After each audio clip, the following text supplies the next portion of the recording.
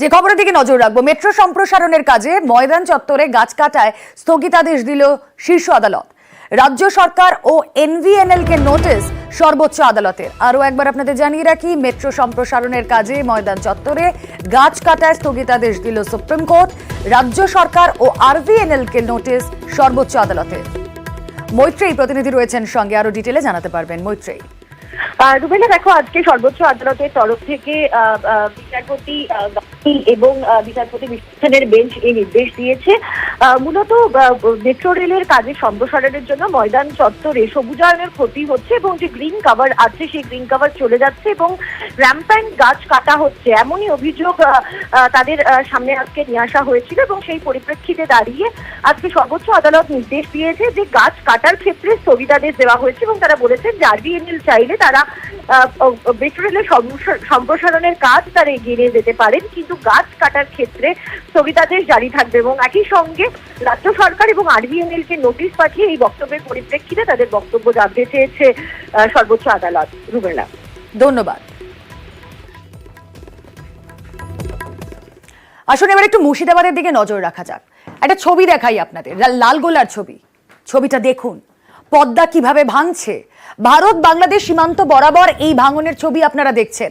পদ্মার ভাঙনে আতঙ্কিত এলাকাবাসী। ছবি দেখুন আপনারা। বাঁশ দিয়ে ভাঙন প্রতিরোধের অভিযোগ, প্রশাসনের বিরুদ্ধে গাফিলতির অভিযোগ এলাকাবাসীর। ভাঙন প্রতিরোধে কোনো স্থায়ী সমাধান দিচ্ছে না প্রশাসন, এমনটাই দাবি স্থানীয়দের। লালগোলার ছবি আপনারা দেখছেন।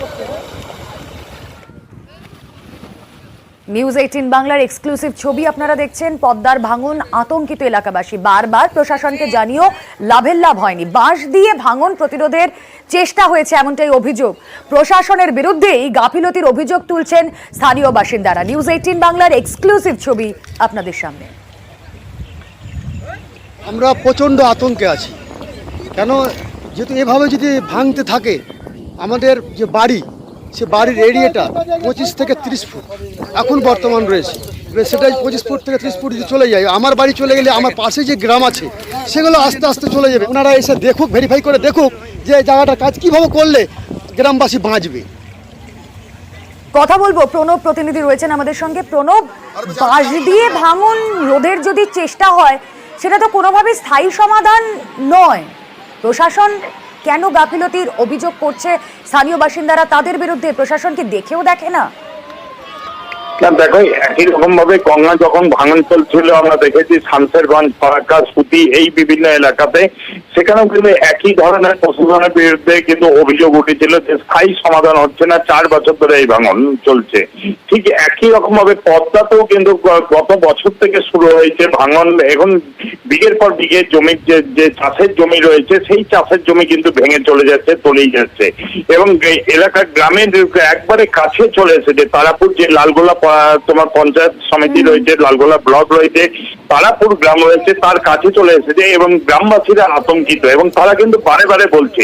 তারপরে কিন্তু যে সেচ দপ্তর থেকে মাত্র 2,17,000 টাকা খালি অ্যালটমেন্ট হয়েছে এই ভাঙন কাজের রোধের জন্য এবং তার জন্য প্রাথমিকভাবে খালি বাঁশ দিয়ে এবং বালির বস্তা ফেলে বা মাটির বস্তা ফেলে সেই কাজ করার চেষ্টা করছে এবং তার ফলে যা হবার তাই হচ্ছে। এখনো পর্যন্ত মাত্র কয়েকদিন কাজ হয়েছে, তাও আগে থেকে কোনো ব্যবস্থা নেওয়া হচ্ছে না বলে অভিযোগ এবং কয়েকদিন ধরেই কিন্তু এই ভাঙন ক্রমশ ভাবে কিন্তু বেড়ে চলেছে এবং এলাকার মানুষরা বলছেন ভাঙনের কাজ যদি এখনই না শুরু হয় তাহলে কিন্তু আস্থা একটা গ্রাম কিন্তু তলিয়ে যাবে এবং পদ্মার ভাঙন যেহেতু খুবই তাড়াতাড়ি হয়, ভাঙতে লাগলে সেটা বন্ধ হয় না। সেই কারণে কিন্তু তাদের আবেদন যে রাজ্য সরকারের পক্ষ থেকে ইরিগেশন দপ্তরের আধিকারিকদের কাছে তারা কিন্তু বারে বারে আবেদন জানাচ্ছে যে অন্তত ভাবে স্থায়ীভাবে কাজটা শুরু হোক, না হলে কিন্তু সমাধান তো দরকার। ভারত বাংলাদেশ সীমান্ত বরাবর যে ভাঙনের ছবি আমরা দেখাচ্ছি, সেখানে স্থায়ী সমাধান না হলে সাধারণ মানুষের আতঙ্ক যে আগামী দিনে আরো বাড়বে তার বলার অপেক্ষা রাখে না। আমরা চাইছি যে একটা স্থায়ী সমাধান। এর আগে যখন 2000 সালে ওখানে কাজ শুরু হয়, সেটা জেলা পরিষদের তত্ত্বাবধানে শুরু হয়েছিল। বোল্ডার পিচিং হয়েছিল। বোল্ডার পিচিংটা যদি নিচে থেকে ওয়ালিং সিস্টেম করে স্পার করে যদি ভাঙনটা রোধ করা যায়, ঊর্ধ্বতন কর্তৃপক্ষের মাধ্যমে যদি আমাদের যে ঠিক সঠিক টাইমে যে পদ্মা ভাঙনে যদি কাজটা হয়, এই ভাঙনটা আমার মনে হয় হবে না। নদীর পারে বাস, চিন্তা 12 মাস, এই কথাগুলো বারবার যেন ফিরে আসে যখন এই ছবিগুলো দেখি। আপনারা মুর্শিদাবাদের ছবি দেখছিলেন, এই মুর্শিদাবাদে এভাবেই পার ভাঙছে পদ্মার। অন্যদিকে আরো একটি ছবি দেখাবো যেখানে ভাঙন রুখতে নদী বাঁধ দেওয়া হয়েছে, সেই বাঁধ বেহাল হয়ে পড়ে রয়েছে, বাঁধে ফাটল। ছবিটা আপনাদের সামনে। কোথায়? পুজোর আগে বাঁধ সংস্কারে উদ্যোগী প্রশাসন। দক্ষিণ 24 পরগনার ছবি আপনাদের দেখাচ্ছি। বজবজে বাঁধ সারানোর কাজ ইতিমধ্যেই শুরু হয়ে গিয়েছে।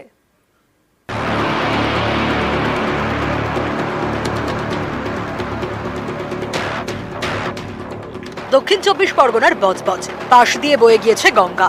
নদী পারে একাধিক জায়গায় বাঁধ। স্থানীয়দের দাবি, বছরখানেক ধরে বজবজের বিভিন্ন নদী বাঁধ বেহাল।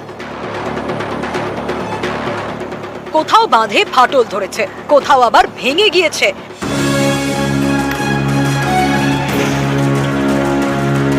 বেহাল বাঁধের জেরে এলাকায় আতঙ্ক ছড়ায়।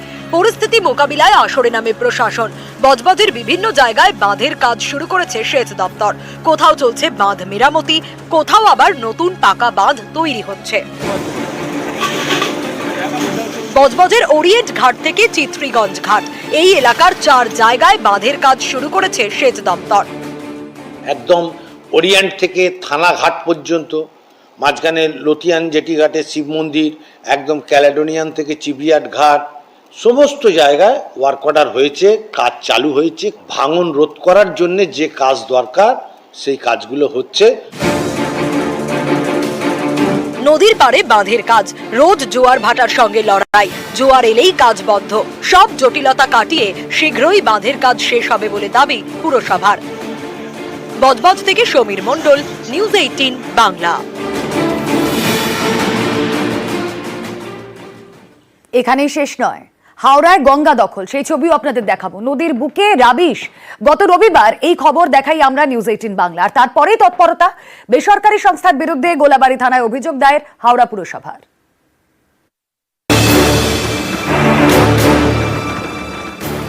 উত্তর হাওড়ার শালকিয়া, গা ঘেঁষে বয়ে গেছে গঙ্গা। এখানেই বাঁধা ঘাট।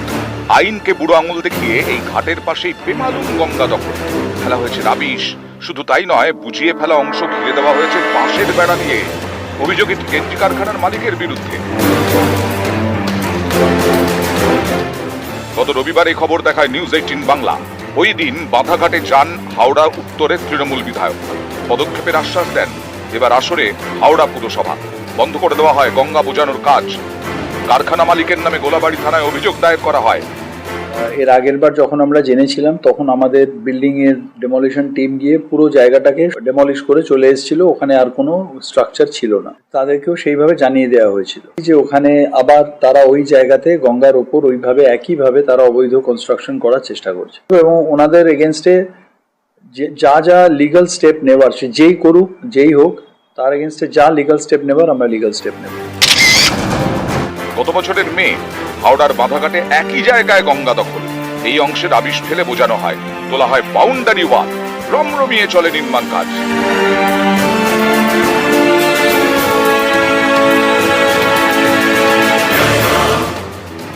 বেআইনি নির্মাণের খবর দেখায় নিউজ 18 বাংলা। তখন সেই নির্মাণ ভেঙে দেয় পুরসভা। সেই জায়গাতেই আবারও রাবিশ ফেলে ভরাট। এবার গোলাবাড়ি থানায় অভিযোগ দায়ের হাওড়া পুরসভা।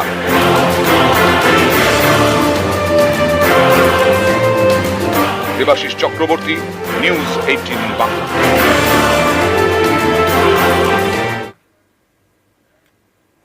মহানন্দা নদী থেকে বালি চুরি, ফাঁসি দেওয়ায় মহানন্দা থেকে বালি চুরি।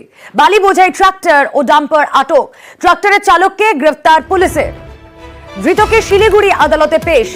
কথা বলবো, আমাদের প্রতিনিধি বিশ্বজিৎ রয়েছেন সঙ্গে। বিশ্বজিৎ, দেখো রুমেনা, গ্রিন ট্রাইব্যুনালের নির্দেশ অনুযায়ী 3 মাস বালি তোলা নিষিদ্ধ রয়েছে জেলার বিভিন্ন নদীঘাট থেকে। আর দেখা যাচ্ছে এই নিষেধাজ্ঞা উপেক্ষা করেই ফাঁসি দেওয়ার মহানন্দা নদী থেকে দিনে দুপুরেই বালি চুরি হচ্ছে। প্রকাশ্য দিবালোকে কিন্তু এই বালি চুরি হচ্ছে এবং যার খবর পায় বিধাননগর তদন্ত কেন্দ্রের পুলিশ। আজ মূলত মুরলীগঞ্জ নাকা পয়েন্টে সেখানেই একটি ট্র্যাক্টরকে আটক করা হয় এবং সেই ট্র্যাক্টরের কোনো নথিপত্র পাওয়া যায়নি এবং তারপরেই ট্র্যাক্টর সহ এক চালককে গ্রেপ্তার করা হয়। পরবর্তীকালে দেখা যায় এক বাড়ি ডাম্পার, সেটিও কিন্তু নাকা তল্লাশি পার হওয়ার চেষ্টা করেছিল, কিন্তু পুলিশকে দেখতেই সেই ডাম্পারের চালক গাড়ি থামিয়ে সেখান থেকে কিন্তু চম্পট দেন। গোটা ঘটনায় একটি ট্রাক্টর ও বালি বোঝাই ডাম্পার আটক করেছে পুলিশ। অন্যদিকে যে ট্রাক্টর চালককে গ্রেপ্তার করা হয়েছে তাকে শিলিগুড়ি মহকুমা আদালতে তোলা হয়েছে।